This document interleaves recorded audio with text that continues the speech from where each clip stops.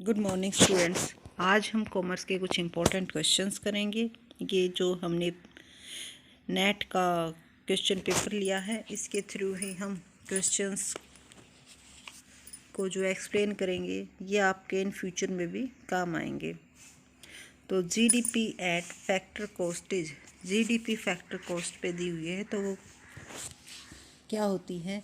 GDP market price minus indirect tax, और उसमें से क्या लेस कर देते हैं? सब्सिडी जो प्रोडक्ट पर दी गई है उसको क्या कर देते हैं? लेस कर देते हैं। तो हमारी क्या आ जाती है? GDP at factor cost. तो ऑप्शन नंबर सेकंड इसका आंसर हो जाएगा। उसके बाद विच one is not the main objective of fiscal policy in India? जो मेन ऑब्जेक्टिव है फिस्कल पॉलिसी का, वो कौन सा नहीं है? तो देखो, टू प्रमोट प्राइस स्टेबिलिटी, ये भी है। To minimise the inequality of income and health, ये भी है। Wealth. To promote employment opportunity, रोजगार के अवसरों को बढ़ाना, तो ये भी है, उनको प्रमोट करना। और असमानता को कम करना, ये भी है। ठीक है, लेकिन जो ऑप्शन नंबर फर्स्ट दिया हुआ है, to increase liquidity in the economy, कि अर्थव्यवस्था में तरलता को बढ़ाना, ये हमारा जो है, ये मॉनेटरी पॉलिसी का मेन ऑब्जेक्टिव है, फिस्कल पॉलिसी का मेन ऑब्जेक्टिव नहीं है। तो ऑप्शन नंबर फर्स्ट आ जाएगा। तो इस तरह से हमें क्वेश्चंस करने हैं। विच one is not an element of internal environment? कौन सा एलिमेंट इंटरनल इन्वायरमेंट का नहीं है? तो देखो, मार्केटिंग कैपेबिलिटी, ये भी इंटरनल इन्वायरमेंट का होता है। ऑपरेशन कैपेबिलिटी, ये भी। और पर्सनल कैपेबिलिटी, ये सारे के सारे किसके एलिमेंट है? इंटरनल इन्वायरमेंट के। But money and capital market, ये हमारा एक्सटर्नल इन्वायरमेंट का पार्ट है, इंटरनल इन्वायरमेंट का नहीं है। तो ऑप्शन नंबर थर्ड इसका आंसर आ जाएगा। उसके बाद, out of the following which four benefit are available to host countries from MNC? MNCs के कौन से 4 बेनिफिट होते हैं? किसको? होस्ट कंट्री को। यानी कि जहाँ पर एमएनसीज लगी हैं, मान लो हमारे यहाँ पर कोई अमेरिका की कंपनी काम चालू करती है, तो उससे इंडिया को क्या बेनिफिट होंगे, ये हमें यहाँ पर बताने हैं। तो इनमें से देखो, मोस्टली बेनिफिट ही दिए हुए हैं, बट हमें जो 4 जो बेस्ट है, 4 बेस्ट हमें क्या करने हैं? चूज करने हैं। तो देखो, ट्रांसफ़र ऑफ टेक्नोलॉजी, का ट्रांसफ़र होता है। ठीक है, ये बिल्कुल सही बात कही गई है। उसके बाद, लर्निंग ऑफ बिजनेस मैनरिज्म, यानी कि व्यवसायिक शिष्टाचार को सीखना। स्ट्रेटजी इंफॉर्मेशन शेयरिंग, ये भी। क्रिएशन ऑफ जॉब्स, बिल्कुल सही बात है, creation of job, transfer technology. उसके बाद है इंटरटेनमेंट। देखो, इंटरटेनमेंट होता है, बट इतना बेटर यूटिलाइजेशन ऑफ रिसोर्स, हाँ ये बिल्कुल सही बात की, क्योंकि एक कंपनी है वहाँ पर उस काम को करने के लिए, और दूसरी भी हो जाती है, तो जो उसका थोड़ा बहुत वेस्टेज जाता था वो कम जाएगा, पूरा का पूरा रिसोर्स का यूज़ होगा। तो देखो, 6th भी सही है, फर्स्ट भी सही है, 4th भी सही है। और उसके बाद, enhancing social contact, improve competition in local economy, ये भी बात बिल्कुल सही गई है, क्योंकि इससे क्या होगा? लोकल इकोनॉमी में कंपटीशन हो जाएगा, और वो प्राइस अपने अकॉर्डिंग नहीं, फिर उस कंपनी के अकॉर्डिंग, जो एमएनसी वहाँ पर लगी है उसके अकॉर्डिंग ही प्राइस डिसाइड करेंगे। तो देखो, इसका जो हमारा सी ऑप्शन है, वो ऑप्शन बेस्ट बनता है। ठीक है, तो इस तरह से हमें चॉइस करनी है, जिसमें हमें best. Environment degradation does not consist, पर्यावरण ह्रास बोलते हैं डिग्रेडेशन को, तो उसमें क्या इंक्लूडेड नहीं होता है? Land degradation and soil erosion, problem of organising and ecological degradation, floods, none of the above.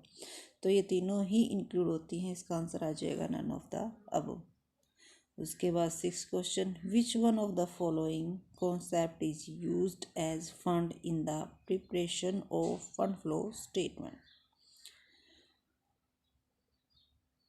तो किस अवधारणा का उपयोग हम किस में फंड फ्लो स्टेटमेंट को प्रिपेयर करने में करते हैं।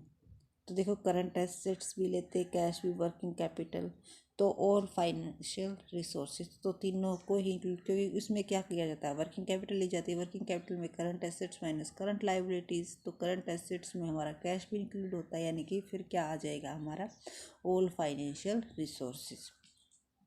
उसके बाद window dressing is prohibited due to, देखो ये क्वेश्चन कई बार पूछा जाता है और इम्पोर्टेंट भी है, और हमेशा जब भी हम प्रिंसिपल्स करवाते हैं तो ये ज़रूर करवाते हैं कि विंडो ड्रेसिंग किसके अकॉर्डिंग प्रोहिबिटेड है। तो विंडो ड्रेसिंग हमारा कौन दिखावे पर प्रतिबंध का कारण है, क्या है, कन्वेंशन ऑफ डिस्क्लोजर, क्योंकि कन्वेंशन ऑफ डिस्क्लोजर क्या कहता है कि हर एक चीज़ को शो कीजिए, आप कोई भी चीज़ ऐसी नहीं होनी चाहिए जिसको आप शो ना करें, यानी कि हर एक इम्पोर्टेंट बात को हमें क्या करना है, डिस्क्लोज करना है। उसके बाद 8th question, ratio analysis is one of the tool employed to know the financial health of a concern. Assertion दे रखा है, इसका रीजन क्या दिया हुआ है, ratio analysis is not the only technique available to take investment decision. कि ratio analysis है वो क्या बताती है, फाइनेंशियल हेल्थ को बताती है। सही बात की गई है कि करंट रेशियो हमारी कैसी है, उससे हम पता लगा लेते हैं कि इसमें लिक्विडिटी कितनी है, ठीक है। तो ये रेशियो हमें क्या बताती है, फाइनेंशियल हेल्थ के बारे में बताती है।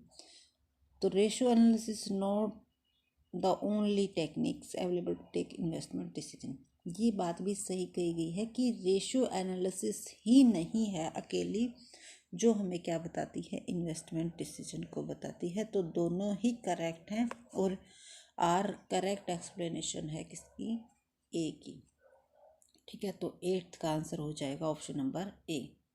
ये देखो हिंदी में भी दिया हुआ है, तो जो हमारे हिंदी मीडियम के स्टूडेंट्स हैं वो हिंदी में भी देख सकते हैं, और इसका पीडीएफ चाहिए तो हम पीडीएफ अवेलेबल करवा देंगे, आप हमें कमेंट सेक्शन में बता देना। इसके बाद है 9th question, which of the following relates to major of non financial performance of a concern. कि कौन सी नॉन फाइनेंशियल परफॉर्मेंस किस से रिलेटेड है, तो यहाँ पर हमारा जो कस्टमर सेटिस्फेक्शन है वो भी नॉन फाइनेंशियल परफॉर्मेंस। उसके बाद बिजनेस प्रोसेस इन्वायरमेंट, ये भी हमारा नॉन फाइनेंशियल, क्योंकि इसमें भी कोई पैसा नहीं लगता। इकोनॉमिक वैल्यू एडिड, देखो इकोनॉमिक वैल्यू एडिड आ गया, जहाँ पर भी इकोनॉमिक मतलब आ जाता है तो उसमें क्या हो जाती है, फाइनेंस इंक्लूड हो जाता है। यानी कि पहले आपको 400 रुपये मिलते थे, अब कितने बढ़ा दिए, 500, तो इकोनॉमिक वैल्यू एडेड यहाँ पे वो मतलब है। तो ये फाइनेंशियल परफॉर्मेंस में आ गया कि कोई परफॉर्मेंस बेटर कर रहा है तो उसको फाइनेंशियली आप क्या कर रहे हो, उसकी फाइनेंशियल इंक्रीज करें, मतलब जो उनको पैसा मिलता था उसको हम क्या कर रहे हैं, इंक्रीज कर रहे हैं। तो यहाँ पे जो ऑप्शन नंबर 3 है वो नहीं आएगा। तो देखो 3 हमारा सभी में दिया हुआ है, सिर्फ ऑप्शन डी में नहीं दिया हुआ है, तो इसका आंसर आ जाएगा ऑप्शन नंबर डी। उसके बाद कंसीडर द फॉलोइंग पार्टीज, और ये क्या करना है, एक सीक्वेंस में लगाने हैं। जब डिसोल्यूशन ऑफ फर्म का डिसोल्यूशन होता है तो इनको किसको पहले पैसे मिलेंगे, किसको बाद में मिलेंगे। सबसे पहले किसको मिलते हैं, सिक्योर्ड क्रेडिटर्स को मिलते हैं, ठीक है। जो सिक्योर्ड हैं उनको सबसे पहले पैसे मिलते हैं, उसके बाद अनसिक्योर्ड को मिलते हैं, ठीक है। Partner who have granted loans, partner who have contribution over and above profit sharing ratio, तो जो ग्रांटेड लोन हैं पहले उन्हें मिलेंगे। तो देखो ये सीक्वेंस में ही लगाए हुए दे रखे हमें, secured creditor, unsecured creditor, partners who have granted loans, partners who have contribution over and above profit sharing ratio. तो इसका आंसर आ जाएगा हमारा ऑप्शन नंबर बी।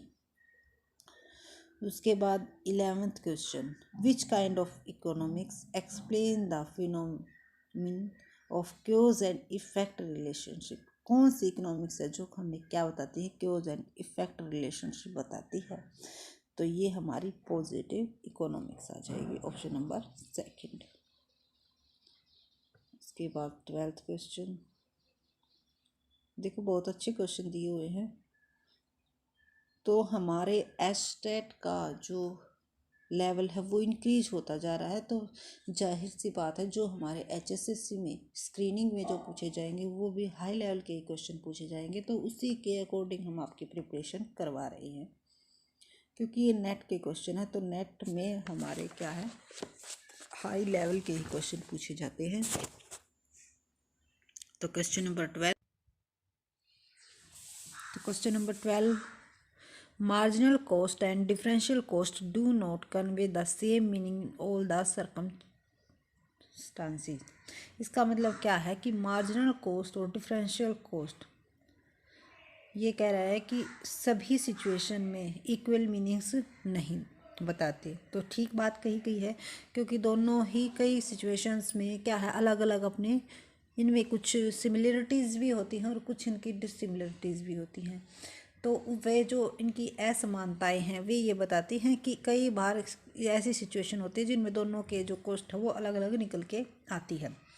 तो इसके पीछे जो रीजन दिया गया है वो क्या दिया गया है, डिफरेंशियल कॉस्ट इंक्रीज और decrease due to change in fixed cost. कि जो डिफरेंशियल कॉस्ट है वो क्या हो जाती है, फिक्स्ड कॉस्ट की वजह से ज़्यादा या कम हो जाती है। तो ये दोनों ही बात करेक्ट कही गई हैं और जो एक्सप्लेनेशन दिया गया है वो भी करेक्ट दिया गया है। तो इसका आंसर आ जाएगा सी। उसके बाद 13th question, consider the following, arrange them in current sequence. Correct sequence में ये लगाने हैं। तो इसका जो आंसर आएगा वो आएगा हमारा फर्स्ट। सबसे पहले जो हमारे प्राइसिंग ऑब्जेक्टिव होते हैं, फिर उसके लिए हम कुछ स्ट्रेटजी बनाते हैं, फिर मेथड्स, और सबसे लास्ट में हम क्या लेते हैं, डिसीजन लेते हैं। उसके बाद है 14th question, a commodity is used for multiple purpose then the demand for it is known as. देखो एक कमोडिटी है, उसके बहुत सारे पर्पस के लिए उसको यूज़ किया जाता है, तो उसे हम क्या कहते हैं। जैसे दूध है हमारा, दूध कोई पनीर के लिए यूज़ करता है, कोई पीने के लिए यूज़ करता है, कोई चाय के लिए यूज़ करता है, कोई से मक्खन निकालने के यूज़ करता है। तो दूध के कितने सारे क्या है, उसके मल्टीपल पर्पस है, उसकी डिमांड। तो उस डिमांड को हम क्या कहेंगे, उसको हम कहते हैं कंपोजिट डिमांड, यानी कि ऑप्शन नंबर बी संयुक्त सामूहिक मांग बोलते हैं इसको। हिंदी में क्या बोलते हैं, सामूहिक मांग। तो ये आप यहाँ पे हिंदी में भी देख सकते हो। उसके बाद क्वेश्चन नंबर 15, इसमें मैच लिस्ट फर्स्ट और लिस्ट सेकंड को मैच करना था। तो एडमिनिस्ट्रेटिव जो प्राइस है हमारा वो किसके साथ मैच होगा,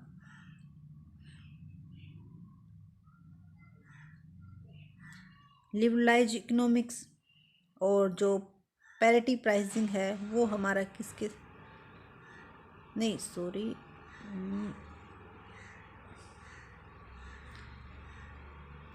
हाँ एडमिनिस्ट्रेटिव प्राइस किसके साथ, फिक्स्ड बाय गवर्नमेंट, क्योंकि एडमिनिस्ट्रेटिव जो प्राइस है वो किसके द्वारा फिक्स किया जाता है, गवर्नमेंट के द्वारा फिक्स किया जाता है।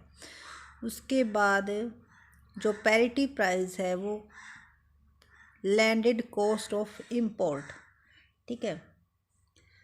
और जो बी है वो है कम्पिटिटिव प्राइसिंग, ये किसके साथ होगा हमारा, लिबरलाइज इकोनॉमिक। डिस्क्रिमिनेटिव प्राइसिंग ये किसके साथ मैच होगा, हमारा पब्लिक इंटरप्राइजेज, ठीक है। तो इसका जो आंसर आएगा वो आएगा 15 का ऑप्शन नंबर बी। उसके बाद है 16 question, sample design involves the following. तो सैंपल इन्हें सीक्वेंस में लगाना है जब हम सैंपल डिज़ाइन करते हैं उस टाइम। तो सबसे पहले इसमें क्या होता है, टाइप ऑफ यूनिवर्स, यूनिवर्स बड़ा होता है, ठीक है। उसमें से हम क्या लेते हैं, सैंपल यूनिट लेते हैं। उसके बाद क्या है, सोर्स की जो लिस्ट है वो तैयार करते हैं। उसके बाद साइज ऑफ सैंपल्स कि साइज कितना लेना है, ठीक है। और उसके बाद सैम्पलिंग का जो प्रोसीजर है वो इम्प्लीमेंट होता है। तो क्वेश्चन इसका आंसर आ जाएगा हमारा 16 का ऑप्शन नंबर सी। उसके बाद 17 question, which one is one of the following is not a measure of dispersion. तो डिस्पर्जन के लिए कौन सा मेथड यूज नहीं किया जाता। तो देखो रेंज को भी यूज़ करते हैं डिस्पर्जन निकालने में, मीन डेविएशन को भी, स्टैंडर्ड डेविएशन को भी, बट क्वार्टाइल को यूज़ नहीं करते, क्वार्टाइल डेविएशन को यूज़ करते हैं। तो जो हमारा आंसर आएगा वो आएगा ऑप्शन नंबर फर्स्ट। उसके बाद इफ़ बी एक्स वाई दे रखा है 0.25 and B Y X 0.64, correlation coefficient निकालना है। कोरिलेशन कोफिशिएंट क्या होता है, जो हमारी रिग्रेशन होती है उसका स्क्वायर रूट होता है। तो इसका स्क्वायर रूट हम निकाल देंगे तो आंसर हमारा क्या आ जाएगा 0.4। उसके बाद 19th question, Sturges rules is use to find out directly. जो स्ट्रज का फॉर्मूला होता है 1+3.222 log n, ये होता है फॉर्मूला। तो वो किसके लिए यूज़ किया जाता है, तो इसका आंसर आ जाएगा हमारा option number A, number of classes in A continuous distribution. Continuous distribution में नंबर ऑफ क्लास निकालने के लिए यूज़ किया जाता है स्ट्रस का formula. Which of the following software has application in both mathematics and statistics. तो देखो SPSC SAS R ये दे रखे हैं, इनमें से कोई भी ऐसा नहीं है जो मैथमेटिक्स और स्टैटिक्स दोनों में ही यूज़ किया जाता है, क्योंकि वो कौन सा था हमारा, शायद स्पास होता है, शायद सास या कुछ ऐसा ही नाम है। तो इनमें से नहीं है वो, ऑप्शन नंबर डी आएगा इसका आंसर। अगर आपको उसका एग्जैक्ट नाम पता है तो आप हमें कमेंट सेशन में कमेंट करके ज़रूर बताइएगा। उसके बाद 21 क्वेश्चन था प्रैक्टिस ऑफ मैनेजमेंट। तो जो the practice of management book थी वो किसने लिखी थी, पीटर F ड्रकर ने। और जो फिलोसफी ऑफ मैनेजमेंट थी वो हमारी ओलिवर सेल्डन ने। और साइंटिफिक मैनेजमेंट FW टेलर ने। And journal and industrial administration ये किसने लिखी थी, हेनरी फ्योल ने। तो ऑप्शन नंबर बी है वो करेक्ट आंसर है। ये बुक्स ज़रूर याद कर लेना क्योंकि इनमें से कई बार ही क्वेश्चन पूछे जाते हैं। उसके बाद है 22 questions, all decision taken through mental process are rational, decision making is a mental process. तो ये क्या कह रहा है कि सारे के जो सभी जो डिसीजन हैं वो किसके द्वारा लिए जाते हैं, जो हम मेंटल प्रोसेस यानी कि जो अपने दिमाग से जो डिसीजन लेते हैं वो सभी डिसीजन हमारे क्या होते हैं, रैशनल होते हैं। डिसीजन, तो इसका रीज़न क्या दिया, decision making is a mental process. तो देखो डिसीजन मेकिंग मेंटल प्रोसेस तो है, बट ऑल जो भी हमने सारे डिसीजन लिए हैं वो ज़रूरी नहीं है कि वो रैशनल हो। तो आर करेक्ट है बट ए इज़ रॉन्ग। तो इसका आंसर आ जाएगा ऑप्शन नंबर फर्स्ट। उसके बाद है 23 क्वेश्चंस, वो among the following development the technique of management by exception. तो मैनेजमेंट बाय एक्सेप्शन अगर कहीं पे नाम आता है तो उसमें आता है हमारा FW टेलर का, बट FW टेलर यहाँ पे नहीं है। तो कई बार उसमें इन ऑप्शंस के अकॉर्डिंग अगर थोड़े बहुत चांस है तो हमारा आर्बिटल भी आ जाता है। Who among the following are part of job description। तो जॉब डिस्क्रिप्शन का पार्ट्स कौन सा है, तो देखो ड्यूटीज़ परफॉर्म्ड ये भी उसी का पार्ट होता है। और जॉब समरी ये भी जॉब डिस्क्रिप्शन में होता है। जॉब आइडेंटिफिकेशन भी होता है। और सुपरविज़न गिवन तो ये भी होता है, but delegation of authority job description में नहीं होता, यानी कि ये उसका पार्ट नहीं होता। तो आंसर आ जाएगा 24 का option number first. 25th question, appointment of independent director is a part of corporate governance as per the. तो अपॉइंटमेंट कौन करता है इंडिपेंडेंट डायरेक्टर को,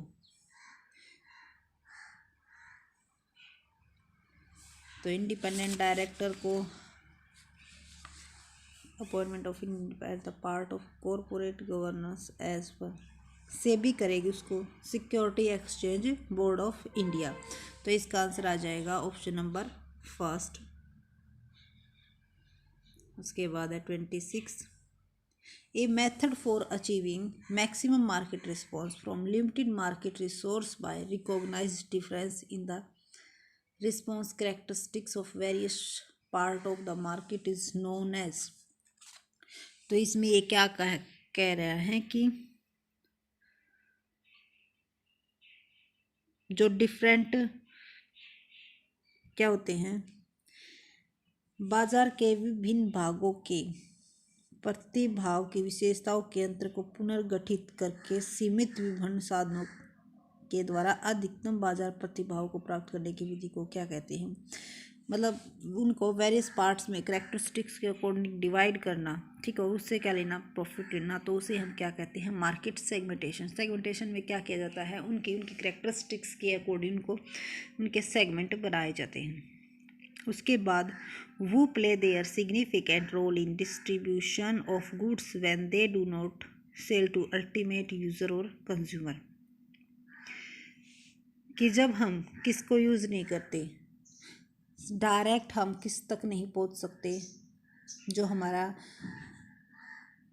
सेलर है उस तक न पहुंच के बीच में हम क्या करते हैं, यूज़ करते हैं, तो उसे क्या बोलते हैं, उसे बोलते हैं होल सेलर। कि कंज्यूमर और रिटेलर में जो मीडिएटर की भूमिका निभाता है वो क्या होता है, हमारा wholesaler. Option number second. उसके बाद in marketing mix which 4 P's are covered. तो देखो 4 P's ये भी कई बार पूछा जाता है और बहुत ही इजी क्वेश्चन है। तो इसका आंसर होगा product, price, place, promotion. Option number A. Which research include all type of research into human motive when it refers to qualitative research designed to uncover the consumer's subconscious or hidden motivation। तो उसे हम क्या बोलते हैं, motivational research.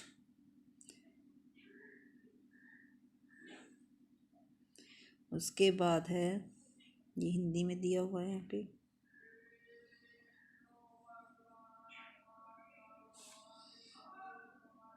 Thirty question.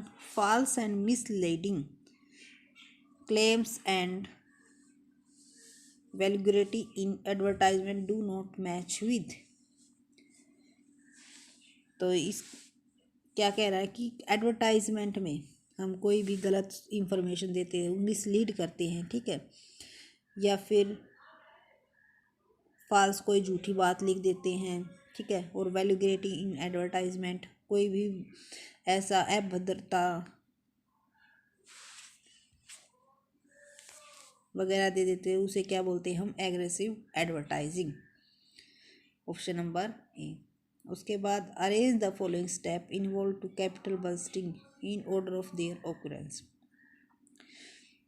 Arrange the following steps include capital busting. Capital busting के लिए कौन कौन से जो ये सीरीज़ है ये लगानी है हमने। तो सबसे पहले हमारा क्या होगा इसमें, प्रोजेक्ट जनरेशन होता है, ठीक है, फिर उसके बाद हमारा होगा प्रोजेक्ट अप्रेजल, फिर प्रोजेक्ट सिलेक्ट करेंगे हम, उसके बाद प्रोजेक्ट एग्जीक्यूशन, और लास्ट में क्या होगा, फॉलो अप होगा। तो इसका आंसर आ जाएगा हमारा ऑप्शन नंबर बी। उसके बाद 32 question. Which method does not consider the time value of money. Time value of money को कौन सा मेथड कंसीडर करके नहीं चलता है, तो जो हमारा एवरेज रेट ऑफ रिटर्न है ये टाइम वैल्यू ऑफ मनी को कंसीडर नहीं करके चलता है। Which formula is use to measure the degree of operating leverage. तो ऑपरेटिंग लीवरेज निकालने के लिए कौन सा फॉर्मूला यूज किया जाता है, तो इसका आंसर आएगा contribution divide by earning before interest and tax, यानी कि ऑप्शन नंबर सेकंड। उसके बाद 34 question. Which one is more appropriate the cost of retain earning. कौन सा मोस्ट अप्रोप्रिएट है रिटेन अर्निंग की कॉस्ट निकालने के लिए। तो जो हमारा opportunity cost of to the firm है वो हमारा क्या है, रिटेन अर्निंग की जो कॉस्ट निकालने के लिए क्या है, मोर अप्रोप्रिएट है, सॉरी अप्रोप्रिएट। उसके बाद 35 क्वेश्चंस, इसमें क्या है, मोदी, गिलानी एंड मिल्लर ने कौन सी अप्रोच दी थी हमारी, तो इसने उन्होंने क्या दी थी, आर्बिट्रेरी प्रोसेस के बारे में। आर्बिट्रेज जो प्रोसेस थी वो किसने बताई थी, एमएम अप्रोच में बताई गई थी, यानी कि एक आ जाएगा 4। और net operating income approach capital structure से रिलेटेड है। Short term money market instrument, commercial paper short term money market instrument होते हैं। और फैक्टरिंग क्या है, वर्किंग कैपिटल से रिलेटेड है, यानी कि ऑप्शन नंबर ए इसका करेक्ट आंसर है। उसके बाद during which plan was the national apprentice training scheme introduce, तो कौन से प्लान में क्या बताई गई थी, जो हमारी नेशनल अप्रेंटिसशिप ट्रेनिंग स्कीम थी वो हमारी आई थी सेकंड 5 ईयर प्लान में।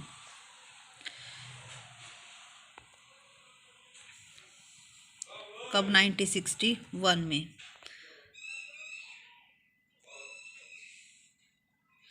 नाइनटीन 59 के।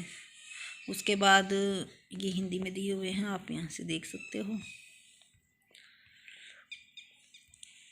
उसके बाद 37वां क्वेश्चन,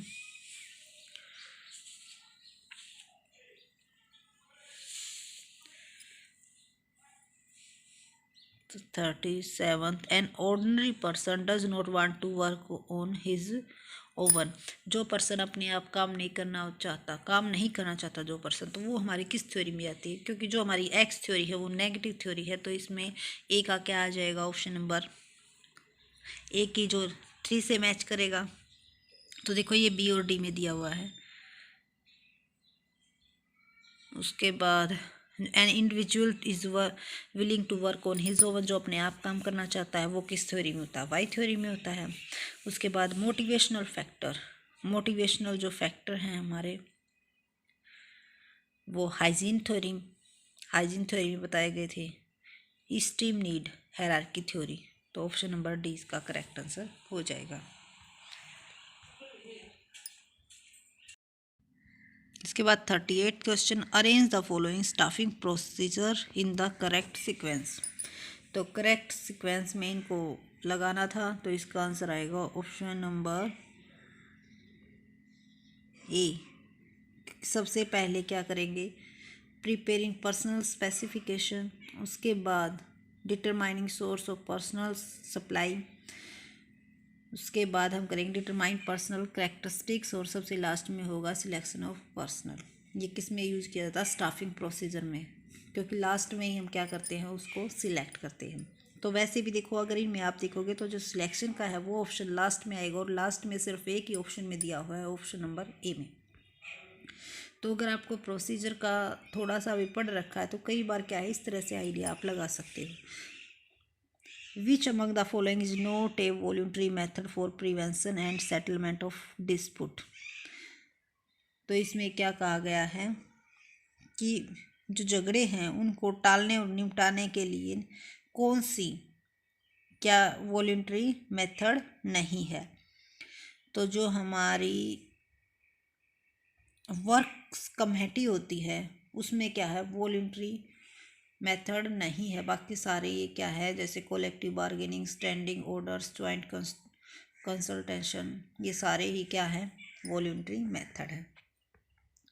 उसके बाद 40 question, it is not better to pay employ for little than to pay too much, कर्मचारी को कम कार्य के लिए अधिक वेतन देना उन्हें कम वेतन देने से क्या है, बेस्ट है।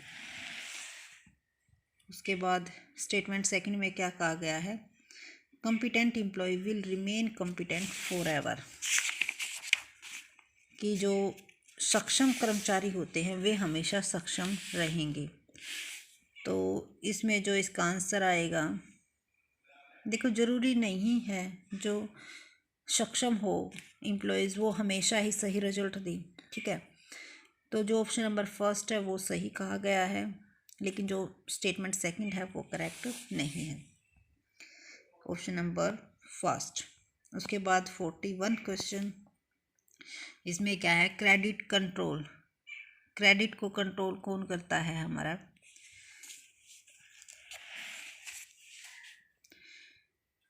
तो क्रेडिट कंट्रोल करता है हमारा आरबीआई। ठीक है, तो देखो इसमें 4 तीनों में ही दिया हुआ है, ए बी और डी में, यानी कि अभी हमें और आगे चलना पड़ेगा। कॉरपोरेट कंट्रोल, कॉरपोरेट कंट्रोल देखो हमें कंफर्म है कि जो यूलिप कंट्रोल है वो कौन करता है, सेबी करता है। तो जो यूलिप कंट्रोल है डी का सेकंड, डी में ही दिया हुआ है, sorry ULIP control,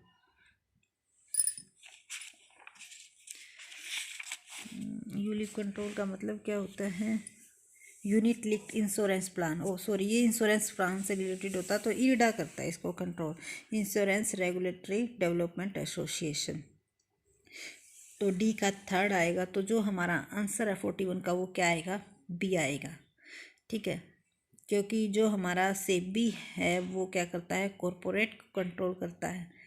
IPO control कौन करता है, सेबी करता है, और कॉरपोरेट कंट्रोल इसको कौन करता है, एमसीए।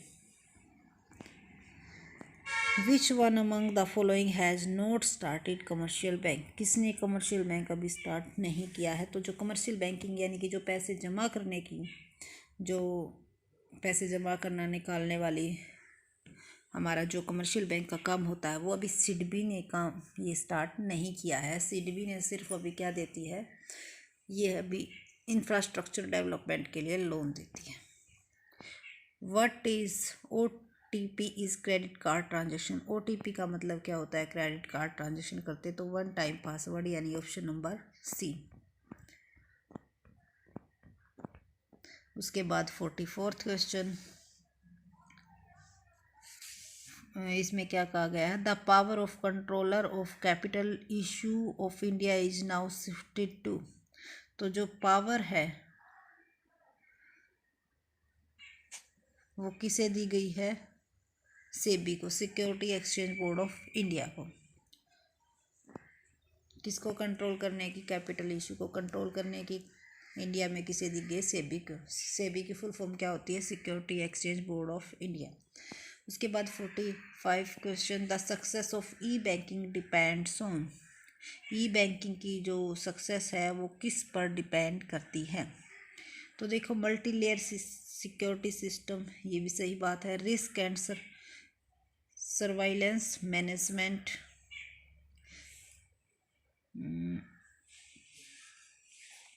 सर्वाइलेंस मैनेजमेंट इसका मतलब क्या होता है, निगरानी करना। तो ये भी सही बात कही गई है, जोखिम और निगरानी को मैनेज करना। Option number third, updating flawless softwares, ये भी सही है। स्ट्रीजेंट लीगल फ्रेमवर्क, कठोर कानूनी फ्रेमवर्क, तो ये बात सही नहीं है, बट फर्स्ट सेकंड और थर्ड इन तीनों पर डिपेंड करती है क्या, इलेक्ट्रॉनिक बैंकिंग की सक्सेस। तो ऑप्शन नंबर बी आ जाएगा। 46, international liquidity comprise which 4 of the following. तो जो हमारी इंटरनेशनल लिक्विडिटी होती है उसमें किन चारों को इंक्लूड किया जाता है। तो इसका आंसर आएगा हमारा gold held by central bank, इनको भी किया जाता है। गोल्ड हेल्ड बाय फैमिलीज, जी नहीं, फैमिली के गोल्ड को इंक्लूड नहीं किया जाता। Forex reserve held by commercial bank, इसको भी ऐड किया जाता है।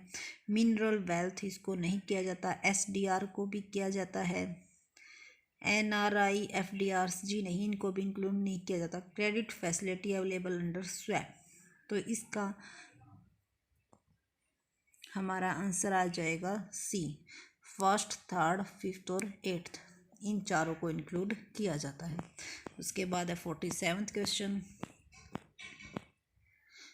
विच among the following are important bodies of WTO। World trade organisation की जो इम्पोर्टेंट बॉडीज हैं उनका नाम बताना है।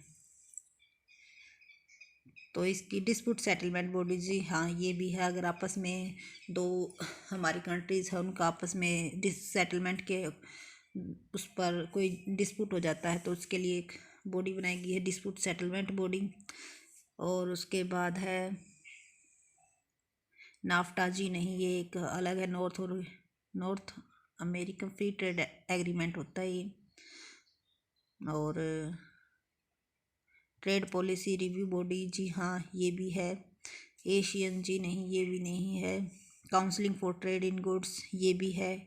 IBRD ये अलग डिपार्टमेंट है। International bank for reconstruction and development, जो रिकंस्ट्रक्शन एंड डेवलपमेंट के लिए लोन देता है कंट्रीज़ को। और council for trade related aspects of intellectual property rights, ये भी है। तो इसका जो हमारा आंसर आ जाएगा, गेट भी अलग डिपार्टमेंट है, तो ऑप्शन नंबर सी बनता है शायद। हाँ, ऑप्शन नंबर सी ही बनेगा, फर्स्ट, थर्ड, फिफ्थ और सेवन्थ। उसके बाद है which one is not the source of external finance, कौन सा एक्सटर्नल फाइनेंस का सोर्स नहीं है। तो WTO funds, world trade funds ये नहीं है, क्योंकि वर्ल्ड बैंक ग्रुप से या एक्सपोर्ट क्रेडिट या फॉरेन डायरेक्ट इन्वेस्टमेंट, ये तीनों ही बाहर से जब बस जो हमारा WTO फंड्स है तो उसमें जो हमारा फंड्स जमा होता है उसी को हम क्या करते हैं, यूज़ करते हैं, तो ये एक्सटर्नल में नहीं आएगा। उसके बाद है which one is called Bretton Woods twins, तो ब्रेटन वुड्स ट्विंस हम किसे कहते हैं, जो हमारा international bank for reconstruction and development है और IMF इंटरनेशनल मॉनेटरी फंड, ये क्या है, ब्रेटन वुड्स ट्विंस है, क्योंकि इन दोनों की ही जो स्थापना की गई थी वो ब्रेटन वुड का में जो सम्मेलन हुआ था उसमें की गई थी, इसीलिए इन दोनों को ब्रेटन वुड्स ट्विंस के नाम से जाना जाता है। और IBRD की जगह पर कई बार WTO भी आ जाता है, क्योंकि WTO को ही हम क्या कहते हैं, IBRD कहते हैं। उसके बाद है अंकटाड, अंकटाड स्टैंड्स फॉर, तो यू से होता है United Nations conference on trade and development, तो जो हमारा ऑप्शन नंबर सी है वो करेक्ट है। अंकटाड की फुल फॉर्म होती है और जो इसका हेड क्वार्टर है वो कहाँ पे है, जिनेवा में है। कई बार पूछ लिया जाता है कि इसका हेड क्वार्टर कहाँ पे है, जिनेवा में है। और इसकी जो स्थापना की गई थी वो कब की गई थी, 1964 में की गई थी। तो ये थे हमारे आज के इम्पोर्टेंट 15 क्वेश्चन। कल फिर इस तरह के कोई 15 क्वेश्चन हमें इम्पोर्टेंट होंगे जो हमें लगेंगे वो लेके आएंगे। आई होप ये क्वेश्चंस आपकी हेल्प करेंगे। अगर कहीं पर भी कोई किसी टॉपिक में प्रॉब्लम आती है तो आप हमें कमेंट करके ज़रूर बताइए। Thank you for watching this video and please share and subscribe my channels. Thank you.